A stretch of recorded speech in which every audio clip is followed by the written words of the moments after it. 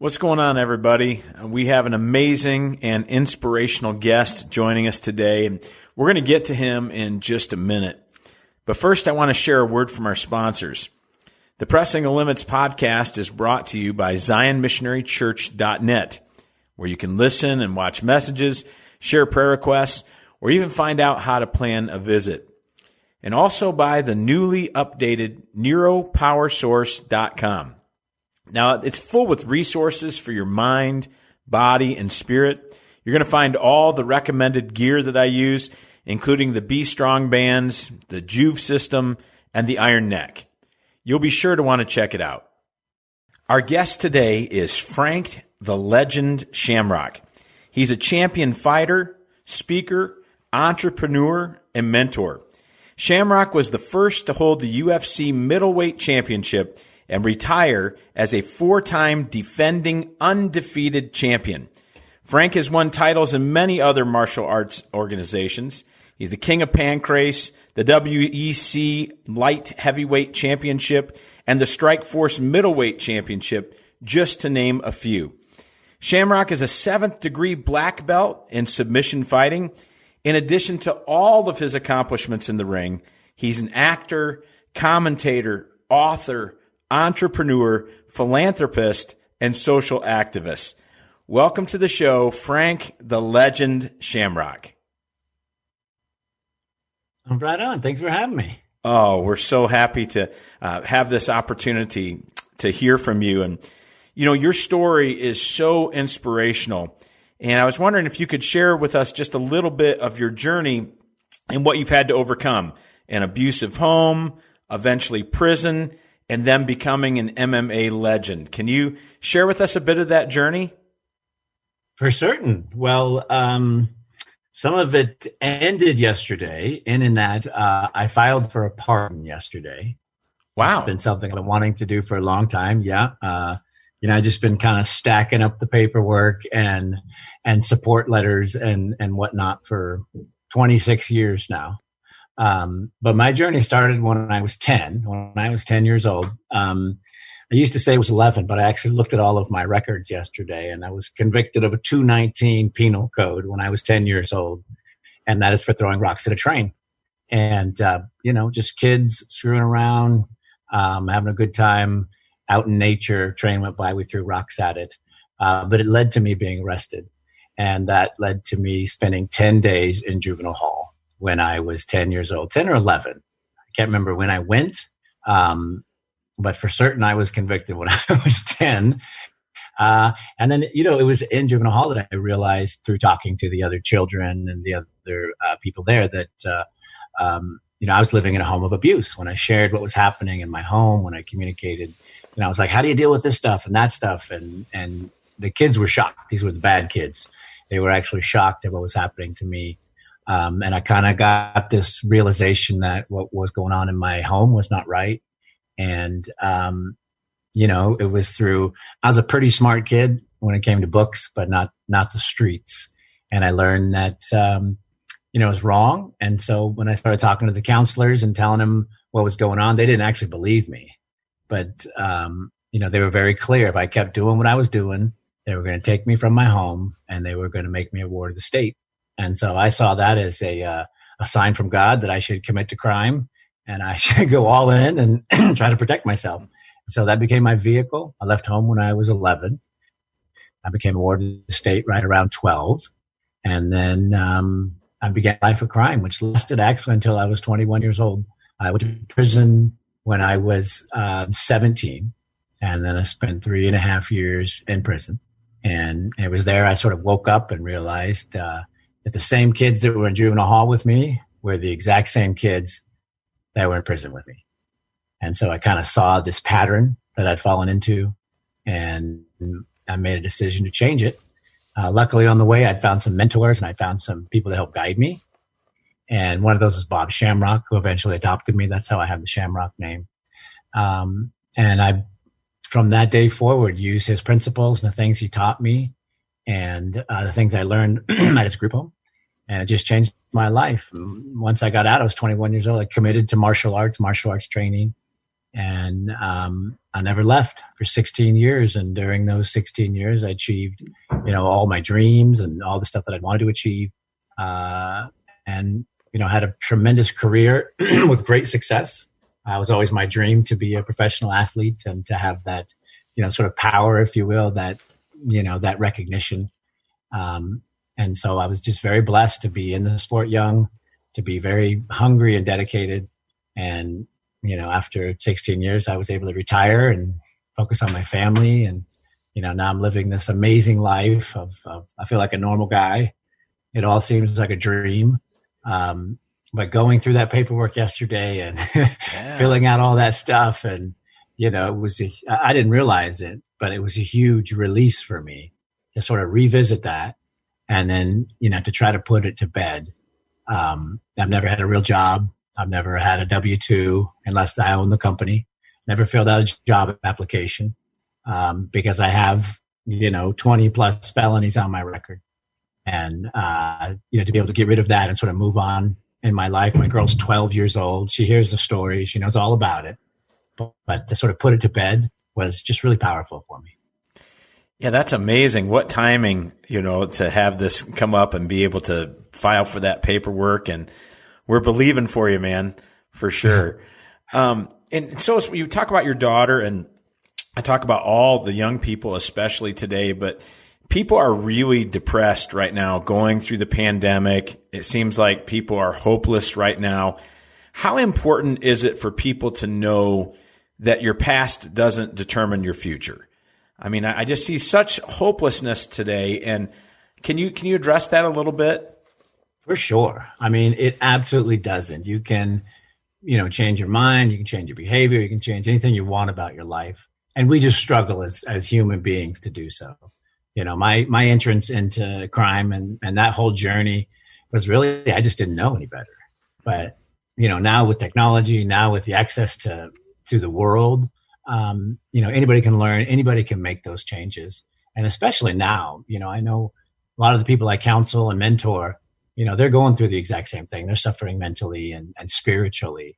But, this is one of those rare times in the world where you can reboot and do anything you want. Like you can pick any career. I mean, everything is now virtual. The world has sort of moved with technology. So if there were ever a time to change something in your life, to learn something new, to start something, I get friends writing books, making home movies, learning the guitar. Like I have so many friends who, have taken this opportunity and, they got off the television, they got off the social media, and they're just focusing on the things that are important in their life. And that's what I recommend everybody do right now. Who knows how long this will last? But the one thing we have control over is how we think, how we feel, how we act, and then the actions that we take, to get us to where we want to be. And when else are you going to have, all day, every day to read books, to whatever, paint, whatever your passion is. And then, to go further, a lot of my martial artists, their schools are closing, their entire livelihood has changed. And these are people that have dedicated their life to helping people develop. And they're having to reboot. They're having to figure out, what's most important to them. How can they best serve their community? And blessed technology. Technology is making this available. It's making everything available. So, I say to everybody, if you're having a hard time right now, reach out and connect, because this is the one time in the world that every single human being on earth has the exact same problem. Yeah, and what's so neat about this with your situation is you don't just talk the talk, you walk the walk, and you've led the way that your past doesn't determine your future. And that's what makes you such a great mentor, is people can see if he did it, there's hope for me. And so I'm so excited that what you do and how you share your story and encourage people. And, there's a lot of lessons, I think, that also come from your time in mixed martial arts. People don't understand what this must be like. I sitting on this side of it, I can't even imagine what goes through your mind as you enter a cage to fight another human being, and how important is it to control your fears, your emotions. what's going through your mind if you get a takedown or you're taken down or you strike or they strike you or when you're in the guard. Can you share anything about that, the mentality and what it takes to be in the cage? Yeah. I mean, for me, it was a learned process because I came from a home of abuse. People that loved me and cared for me abused me. And it was really hard for me to hurt another human being, knowing the pain that I had felt and suffered. So there was a huge psychological hurdle just for me to be competitive and for me to get in that place where I could clear my mind and, essentially beat the crap out of somebody. But as I walk in there, and this took years to develop, my mind is completely clear. There's no emotion. There's no anger. There's always a touch of fear, and there should be. Because if you're walking into a situation like that and you have no fear, then you're probably on the wrong side of psychology. But as I'm in there, what I really hear, I've sort of trained my mind to it, and this is what I recommend everybody do if they want to be successful at something. You got to train your mind to react appropriately. And anger is a misguided emotion that won't serve you, but for a brief second. Fear, if too much, will overcome you and become anxiety that will distract your body. So, before I walked out to every fight, I prayed with my family. I prayed with my team.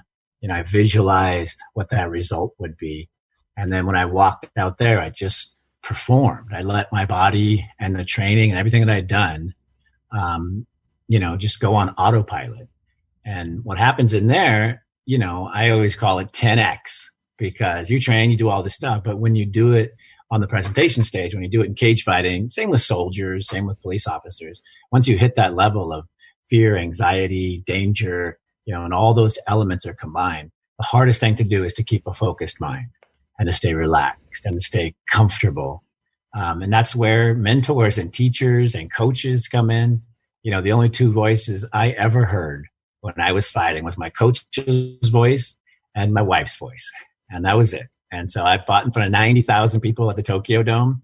And all I heard was my coach's voice and my wife's voice. But those were the two most important things to me, my family, and this person that I trusted in the training. And you can't trust what's happening in there because what you see is not reality. What you see is just overwhelming source of energy and action. But, like with meditation, with mindfulness, you can slowly pull that back to a place where you can just be relaxed and focused. This is what actors do. This is what, high performers do, Navy SEALs, go in. And for me, it was risking my life as I knew, I almost killed somebody. I knew what the risk was. And once you accept that and you train for it, then it's, you just go in there and you trust, you believe, and you let it go. Yeah, the mental discipline is incredible. I think one of the things that athletes struggle with, and just in general, most people, is this over-arousal. You get too worked up, and like you're saying, being able to come back to mindfulness, being in the moment, just incredible lessons for those that are listening here today.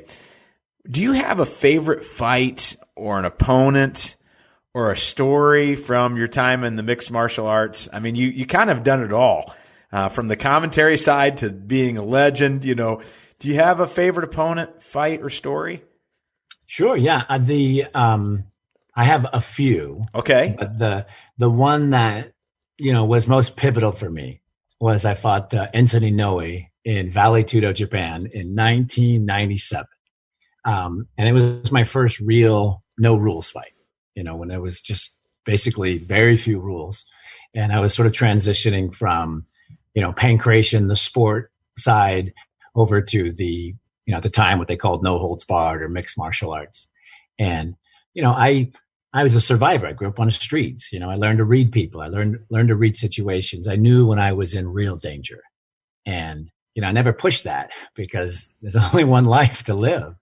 And so I had this fear, that I would die. I had this fear that, somebody would overtake me and I would perish. And it was in that fight that, Ensign was 20 pounds heavier. He was the favorite. I mean, there was really a one-sided presentation when it came to me winning. But, And we got about 6 minutes in. He actually folded me over and was mounted on top of me and like elbowing my head in. And there was that moment where I went, oh my God, I'm going to die. And I went, this is the moment. And I looked at the moment and I realized that nobody was going to kill me. This was not, this was all in my head. And all I had to do was keep fighting.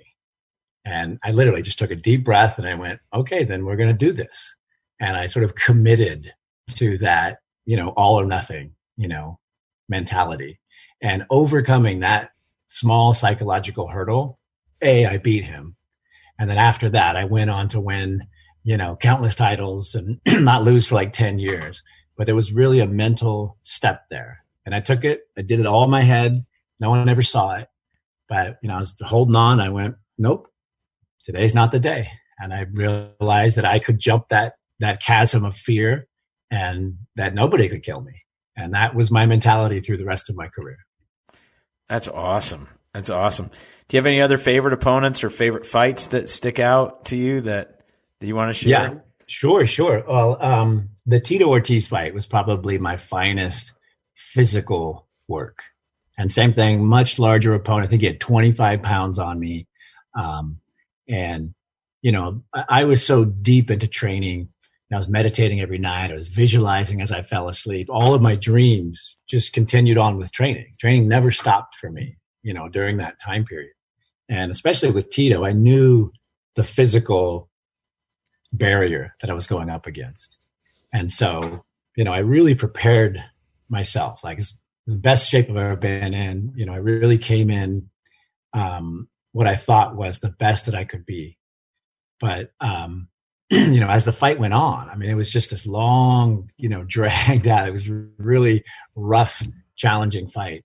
And it was only through, finding that red line where I was willing to go all the way and he was still going, I don't know if I can do this or not. And holding that line, for 4 rounds was probably the hardest thing I've ever done. But what it did was eventually it psychologically broke him and he went, wait a minute, I'm not ready to die. And then he eventually tapped out because he hadn't had that experience yet. And I tell everybody, that's why, explore life, do things adventurous. Like if you're afraid of something, find out why you're afraid of it and then go do it. Because those little steps, those are the things that build you up to the point where you are not afraid and you understand what it is.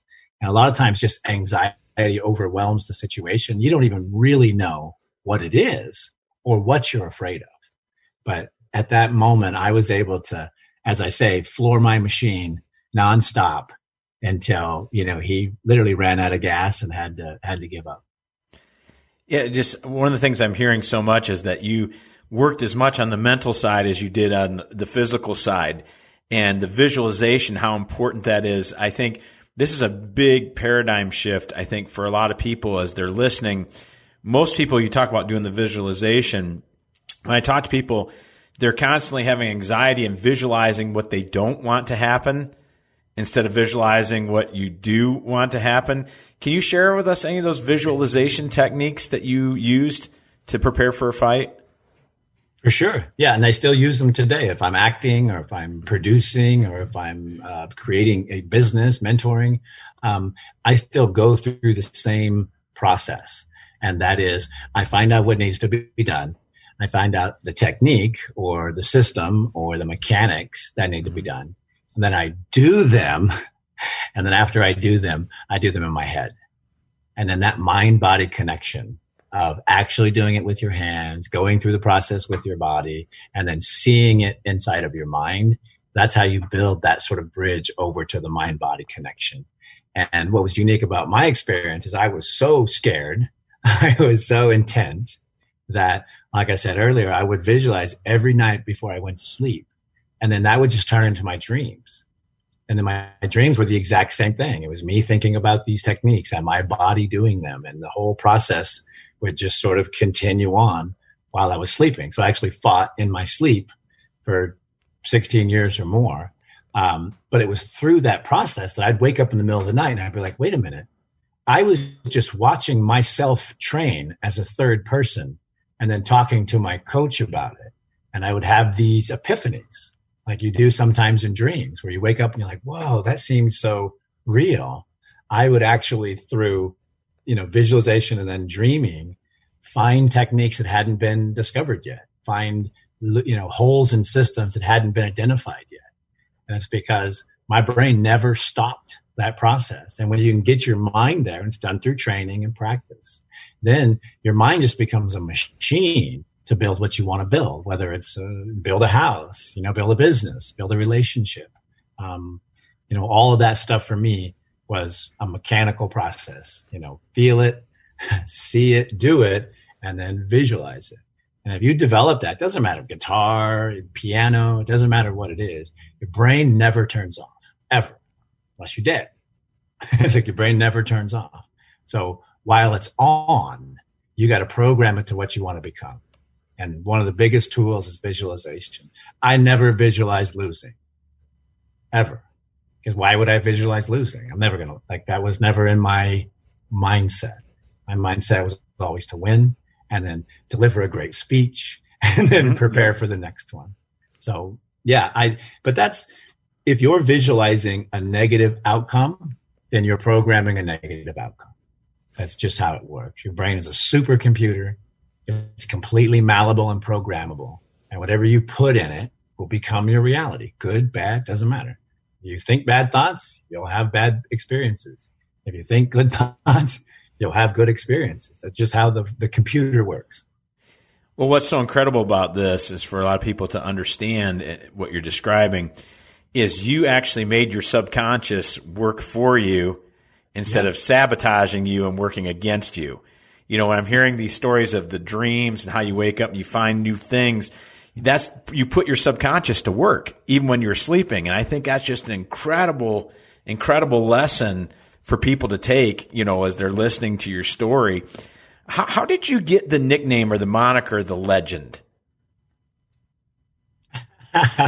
Well, it was purely by accident. I'd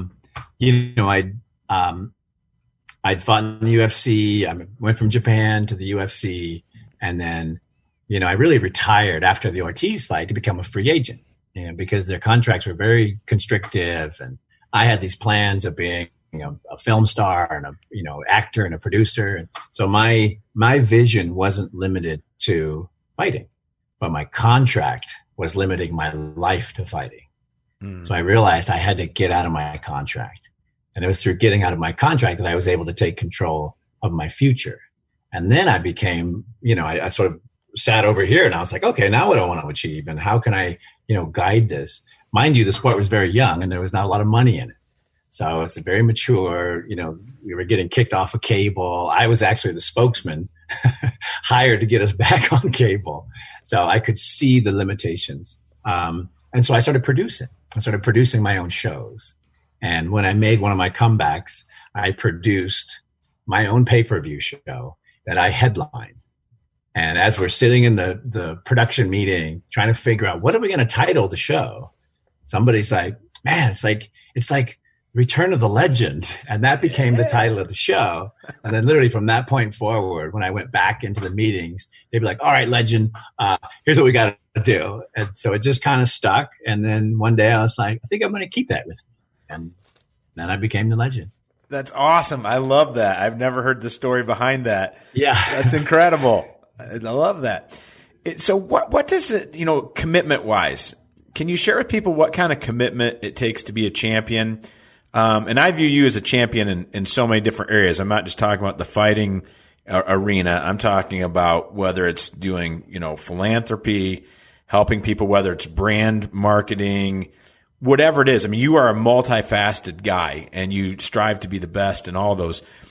How important is commitment, and what kind of commitment does it take to be a champion in those areas? It takes 100% commitment in your life. And for me, that was a whole mind-body application. I had to get my mind right because obviously I wasn't in the right state of mind after all the stuff I'd gone through. I had to build my body. And then, my spirit was my community. The people that were learning with me, the people I was sharing this knowledge with, the martial arts community. And the wonderful part of my journey is, I grew up on the streets. I didn't have a family. I didn't have, strong ties to other people. And so it was through that experience that I was able to develop this wonderful community. Now it's millions of people around the world.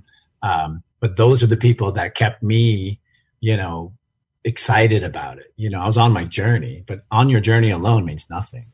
So it's really that commitment to mind, body, and spirit. And that's what I tell everybody. You can make all the money in the world. If your mind, body, and spirit aren't together, you're going to lose it, and you're going to lose your family, and everything's going to fall apart eventually.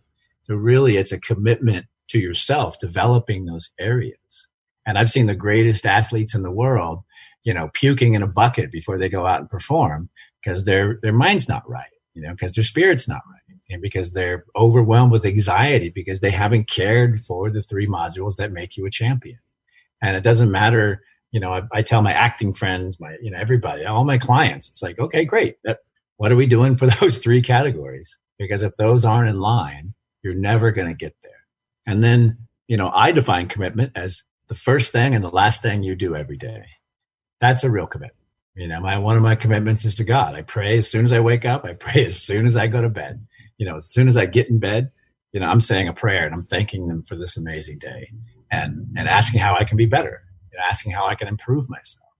But, that's the kind of commitment you need if you want to achieve your dreams.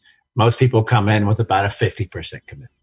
Mm-hmm. And that's why they achieve 50% of the stuff they want to achieve. And then they're like, if only I could do this, and if only I could do that. And they visualize their failures, and then they're right back to that 50% line again. But if you want to be 100%, and everybody can be, it really is that commitment to yourself, and then finding that purpose, finding the thing that makes you get out of bed in the morning and that makes you happy.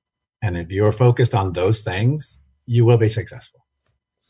Yeah, so I'm hearing you saying is basically a lot of people don't succeed because they just don't want to pay the price that it takes to be successful.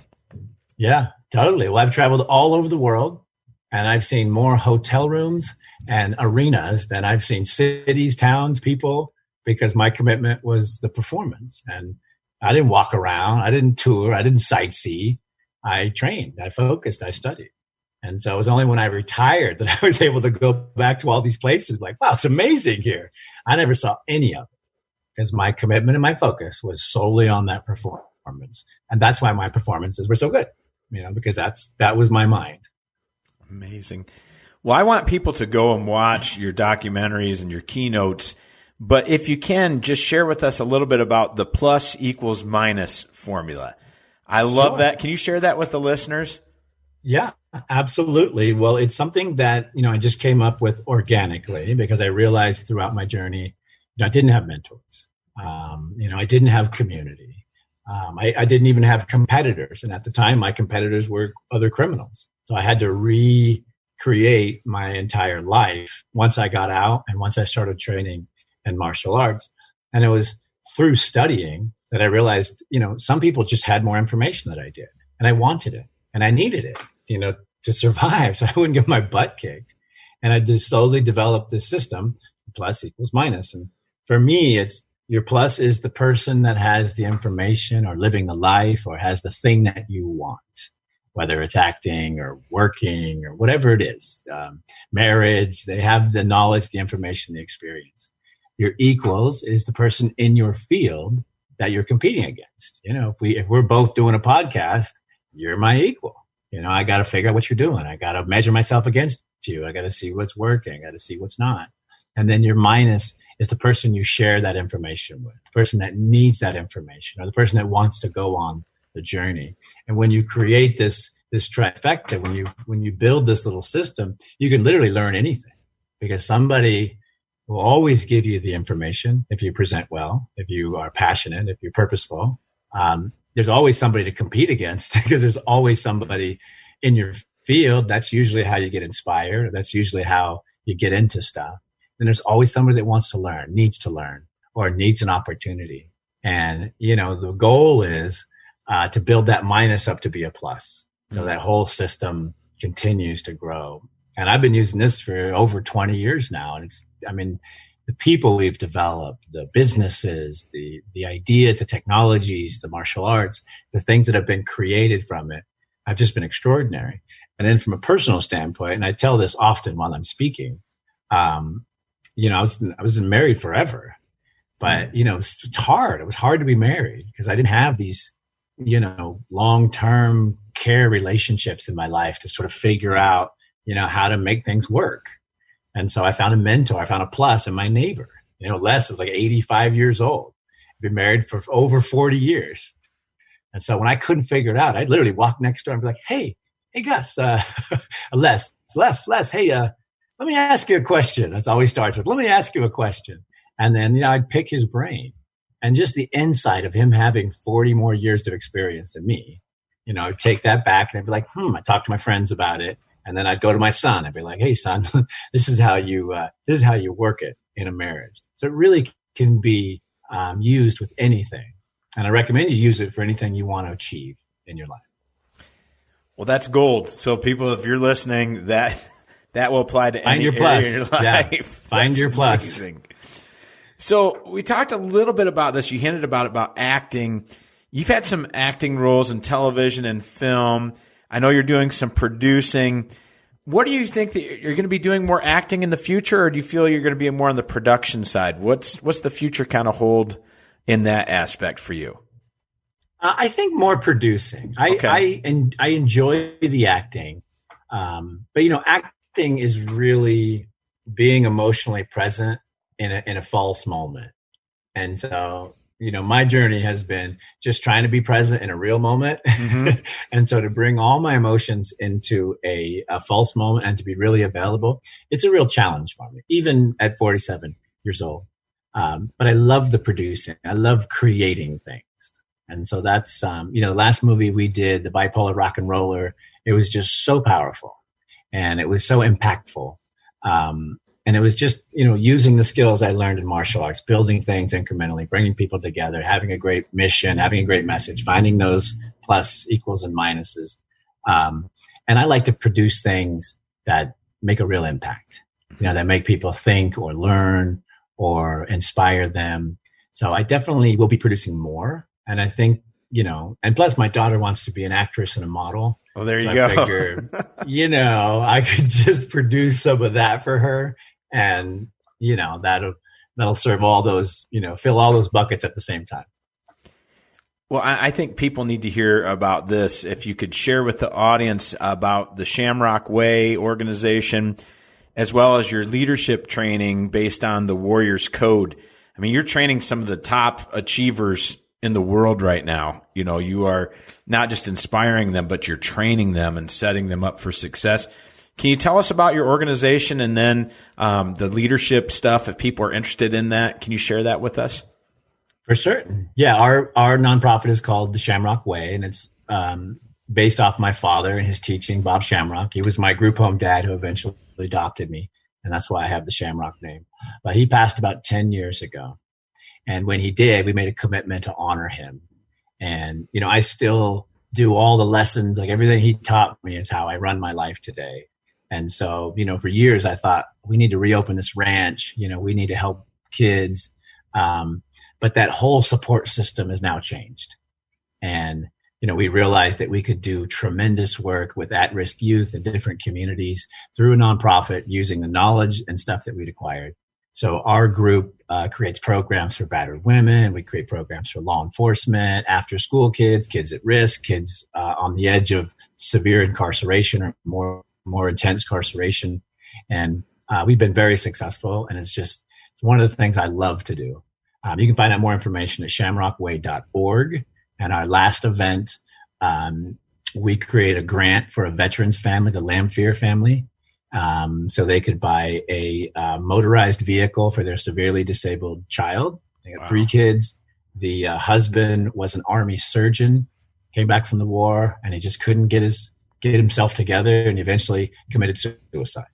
And so, it really touched our heart. We ended up creating a grant for them. We gave that family $85,000 to, buy a van and prepare their kids for school and basically take care of them for a little while, because just losing your leader like that in such a way with such a burden on the family. And, if you know anything about disabled children, like it is so hard for the severely disabled to provide and to have a normal life.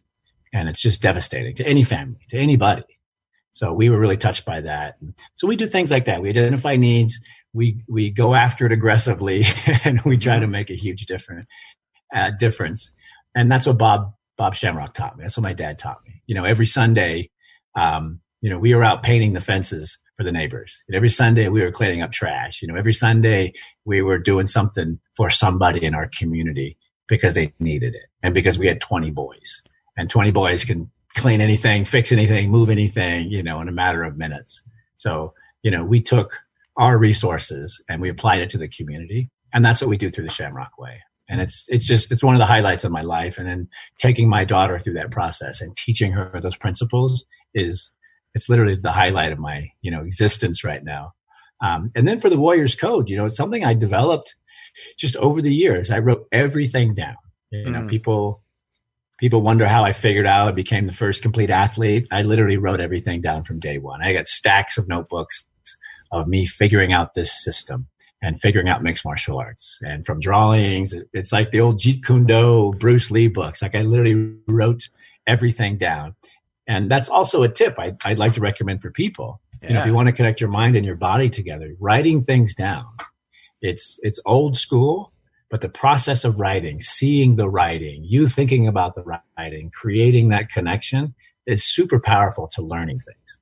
That's why I recommend journaling, tracking, even just drawing, because that connection really makes a lot of visual sense in your brain, and it helps you remember it so much better. But with that program, actually, when I retired, I was just like, no one needs this information. So I just put all the books in the closet, and then I went on with my life. But as I started getting more involved in business and consulting, I realized everybody had the same problems I had.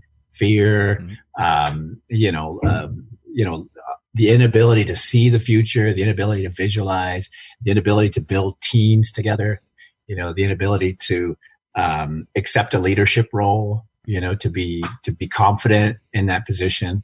And so I actually got a call from Google, and they were like, listen, we've got this team, we need your help. And so I pulled it out and I put the entire program into a format. And I've been teaching it ever since to major corporations. We teach, I even taught the school district here because they wanted new leadership, ideas and new things. But it's what we talked about before. It's a mind, body, spirit application. And then the Warriors Code goes deeper because it really focuses on that leadership role and what it takes to step into that role. And what it really takes is getting your life together and getting your mind, body, spirit together, and doing the work to outline what you want to achieve. A lot of these leaders are pushed into leadership positions because they have the skills, but they don't know where they're going, and they don't know why they're going there. And, they follow the company mission and they follow the company purpose, but their personal purpose falls to the wayside. And the Warriors Code is all about finding that personal purpose, defining it, and then building those mechanics around you, the plus equal minus, building those, business modules, whatever you need to live that life you want to live, like many of us are now. And then, taking that knowledge and applying it back to your community, because that's the real value in it. If I would have just kept all of this in my head in fighting and never taught anybody and never shared it, then really my journey would have had little purpose. But through the sharing and through the teaching and through the guidance of others, now this thing is spread worldwide. And you can see the result in the growth of the sport. I mean, I'd love to claim, love to claim that the growth was mine. But, as one of the people there in the beginning, I firmly believe that this is where we would be. ESPN, network television, and everyone thought I was crazy. But it was through, I could feel it because I could see what it did to people. I could see how it changed our lives, both in the ring, out of the ring, trainers, teachers, students. I could see the impact that it all had. And so, I went all in when nobody else was. Yeah. But that's the type of, it's just like that instant fight we talked about. That's the type of mentality that you need if you're going to achieve those levels, because everyone stops at some point and goes, oh, I can't, or, oh, it won't work, or, oh, this is not it. But when you keep your focus, when you keep your mind, body, and spirit, when you have those components in place, when you think like a warrior, you'll achieve it. It's guaranteed. Well, and I love that you're doing this because there is a leadership crisis in the world today. And we kind of hinted on it a little bit. A lot of people are put into leadership positions because they may have personality traits as a leader, but they don't really know how to lead. And that's been a big crisis, as people just don't know how to lead. And this is such a valuable resource. If somebody does want to go through this training or have you come in and speak to a group, where do they find out more about that? You can contact me at frankshamrock.com. You can find out more information there at frankshamrock.com. And we're very selective right now about who gets in. Sure. Because I'm really interested in creating leaders in business that will help change the world. Yep. So for me, it's like when we ran the law enforcement program, it was only for them. We ran martial arts, it was only for, people that were really in. I take the same pride and purpose in that program because, what it's done for me is extraordinary. And where I've gone and my journey, just looking at my rap sheet, the turnaround and, I guarantee all those people, signed me off years ago and counted me out years ago, because I was on a journey that would have, ended up with me spending the rest of my life in prison. Yeah, I think it's good that you're selective because you're investing you. It's not just a system. You're pouring your heart and soul into this. And so I think that's great. Let me ask you this. What is the thing that you are most passionate about right now? Like, when you talked about that thing that gets you up in the morning, keeps you awake at night. Yeah. Right now we're going through a huge social crisis because for the first time, everybody's stuck at home with their spouse, with their family. And so there's a lot of, abuse happening. There's a lot of anxiety. There's a lot of addictions. There's a lot of things that have been in existence that are now on the top of the list. And so, we've been sitting with the board and we've been sitting with our volunteers and trying to define what those highest needs are. And, the highest needs for us are law enforcement support, law enforcement training. This whole idea of defunding the police is the craziest thing I've ever heard because they're just scared. They're deathly afraid. They're going out each day and they're not trained properly. They're not, because no one cares about their training. They only care about their actions. But if I would be deathly afraid to walk into that situation with no training. And we're asking these guys to go do that. So we pulled out our law enforcement programs and we're revamping with technology those programs. Battered women are top of the list too. We're seeing just a huge spike in domestic abuse and violence. And so we've created several programs for battered women and we take these into communities, we just give it away. We call the police, we tie them together, we teach them the program, we literally just give it to them. And we're like, go help these people because, you need the training, they need the training. Mm-hmm. We all need to sort of, put a cap on this. And those are the two biggest, items at the top of our list. And then, with the success of the movie, The Bipolar Rock and Roller, which you can find at bipolarmovie.org, the biggest success that we have gotten out of that is people want more information, how to deal with, mental disorders, if I got a family member, if my community is suffering, what do I do? What actionable steps can I take? And one of the things we were very proud of with the bipolar movie is we put in care modules and really pulled the cap off of bipolar. So it's become sort of the educational tool. If you have somebody or love somebody or, know somebody who's suffering from bipolar, you can watch the movie. And when it's over, you're like, wait a minute, I know how to care better and help these people. And so that digital project, it was our first one. It was super successful. And so we're doubling down on a series called The Truth About Mental Health. And we've got A-level celebrities who are going to come in and tell their story to help push down and further get rid of this stigma around mental health and mental health issues. Because it's just rampant right now. People don't know what to do. And, they're turning to addiction. They're turning, to disassociation. They're doing anything but dealing with what the real problem is. And because they don't know. And they're stigmatized. If I go in and I say, hey, boss, I got to take a day off. My mind's not right. My boss looks at me like I'm crazy. It doesn't translate well. And we're slowly getting there. And we're almost there. But our goal with that is to kick this door open and to end that stigma. Because there shouldn't be a stigma. There's no stigma around cancer. There's no stigma around other ailments. But for some reason, through all this, through years of defining it a certain way, there's a huge stigma around your mental health. And that stops people from working on their mind. That stops people from, getting in there and doing work. And what most people don't realize, your mind is just a supercomputer. This entire existence is solely in your mind. So if you're not actively focusing on that piece, you're not going to have a good existence. Yeah, it's so ridiculous. Nobody would ever, say, I can't believe you're getting a cast on your broken arm. Right. But somebody goes to get treatment for mental health, there's a stigma. It doesn't make any sense, Yeah, it doesn't make sense. So that's a huge passion of ours. And that comes from a very personal thing. My brother was bipolar. He was a Navy veteran. He was a wonderful, very, very talented man. But he was bipolar. And eventually he started self-medicating, and then he ended up on the streets. And he was on the streets for 10 years before he passed away. And, it was 10 years we tried to get him off the streets and understand what was going on. Because it was, was he just want to drink and stay on the streets? We really didn't even know what bipolar was. And through this process of making the film and learning all about it, we realized, gosh, this is what we could have done better. This is what we didn't understand. And, that's the type of filmmaking I like to do. Yeah, what's so great about what you're doing is you're not just raising awareness, but you're also providing solutions for people. You're educating them how to go about, dealing with some of these issues and talking about it and bringing it to light. Last question for you. What is the next adventure for Frank Shamrock? What is the next thing that you're going to jump into, if anything, if not just busy with all you have now? And is there anything else that you'd like to share? Well, let's see here. What's next for me? Well, after I achieved all that, retired when I was 37. Mm-hmm. And so all of a sudden it was me at home by myself. Now everyone's doing it. Before it was just me.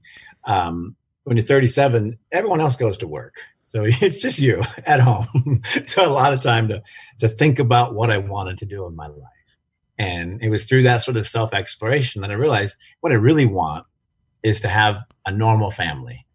To have a normal life, to have a child who doesn't have to go through these experiences, to come out and readjust or relearn or, reeducate. So my real focus is on my family and my daughter. And, because I was able to retire, I've been there since the day she was born. In fact, I slept on the hospital floor for 5 days and never left her side. And so as a father, to have that experience with a girl, most fathers never get that. And the bond between a daughter and a father is so powerful and so unique. And so I've been able to experience that for the last 12 years, and it's been life altering. Like it's healed many of the things that were still hurting inside of me that I just couldn't heal because, when your parent hurts you and it doesn't make sense, it doesn't make sense to a child, this doesn't make sense to you. And it permanently changes how you feel about things and your ability to have relationships.